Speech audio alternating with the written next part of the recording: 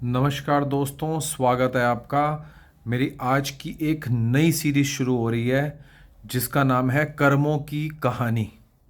आप में से बहुत लोगों ने मेरे से कई बार ये क्वेश्चन पूछा है कि जब नार्सिसिस्टिक लोग इतना ज़्यादा जुल्म करते हैं किसी पे, इतना किसी को तंग करते हैं, इतना कल्पाते हैं, तो उनके कर्म उनको कब लगते हैं। तो ये मैं एक कहानी लाया हूँ।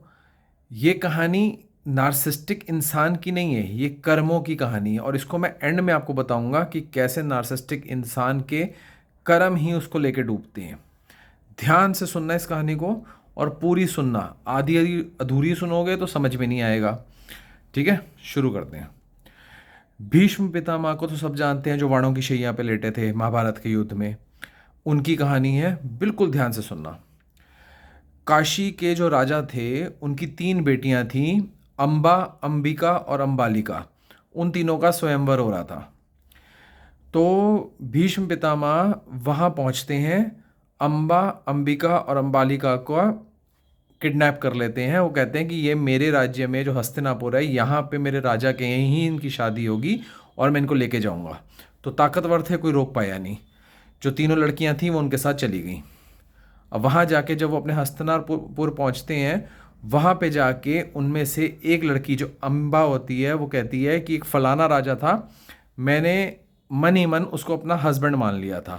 तो ये कहने के बाद में तो भीष्म पितामह ये कहते हैं कि इसको वापस भेज दो उसी राजा के पास, ये वहाँ इसकी शादी हो जाएगी। जब ये वहाँ जाती है तो वो जो राजा होता है वो इससे शादी करने से इनकार कर देता है। इस बात को सुन के अम्बा के मन में भीष्म के लिए क्रोध आ जाता है थोड़ा सा।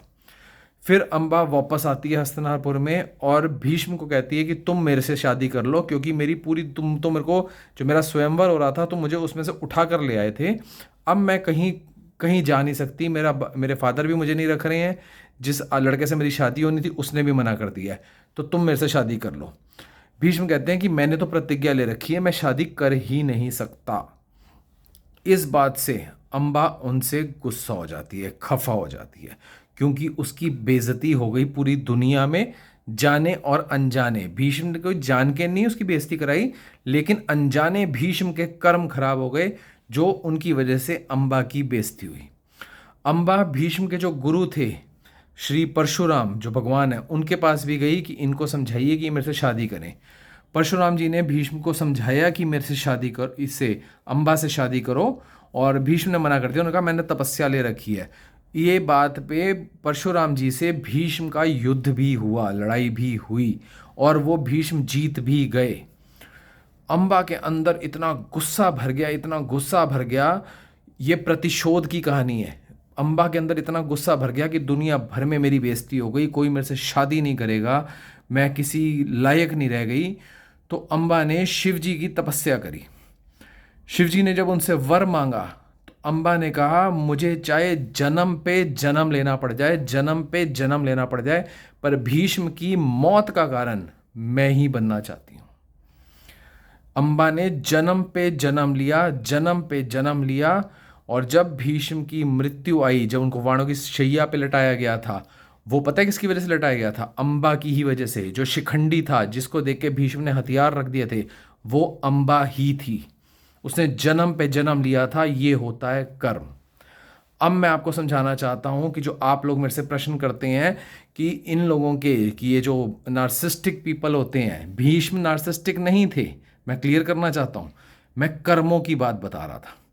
उसी तरीके से जब आपके ज़िंदगी में आपकी चीखें, आपका रोना, आपकी प्रॉपर्टी छीनना, आपका सोना छीनना, आपका पैसा छीनना, उन चारों दीवारों में आपकी बेइज्जती होना, उन चारों दीवारों में आपका कलपना, आपका रोना, आपका चीखना, ये सब नार्सिस्टिक के कर्म खराब हो रहे हैं। उसको जन्म पे जन्म लेना पड़ जाएगा इस चीज़ को क्लियर करने के लिए।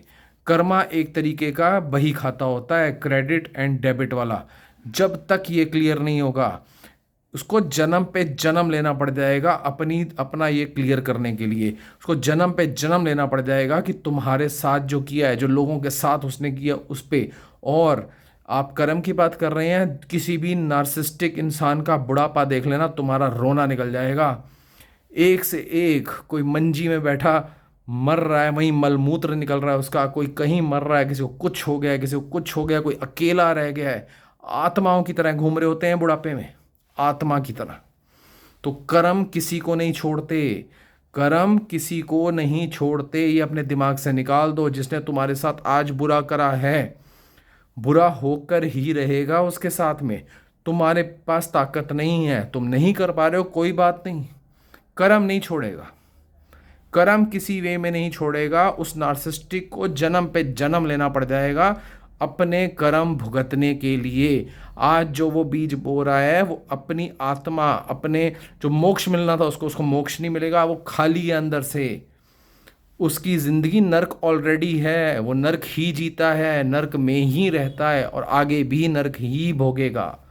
तो तुम्हारे सब भाई बहनों के लिए मैंने ये आज बनाया है, ये नया सीरीज है कर्मों की कहानी। इसमें नई नई आपको कर्मों की कहानी मैं बताऊंगा, जिससे आपको समझ में आएगा कर्म जो हैं वो चलते चले जाते हैं, कर्म ऐसे नहीं कटते, कर्म भोगने ही पड़ते हैं। नार्सिस्टिक ने जो तुम्हारी चीखें निकलवाई हैं, तुम्हारा रोना निकलवाया है, तुम्हारा दुख निकलवाया है, तुम्हें गालियां दी हैं, तुम्हें चार दीवारी में रख के तुम्हें परेशान किया कई कई साल, 10 10 20 20 30 30 साल, ये उसको भुगतना ही पड़ेगा, वो भुगतेगा। और भगवान ने चाहा तो तुम अपनी नज़र के भी सामने उसको भुगतता हुआ देखोगे। आज तुम्हारा वक्त नहीं है, कल तुम्हारा वक्त ज़रूर होगा, देख लेना।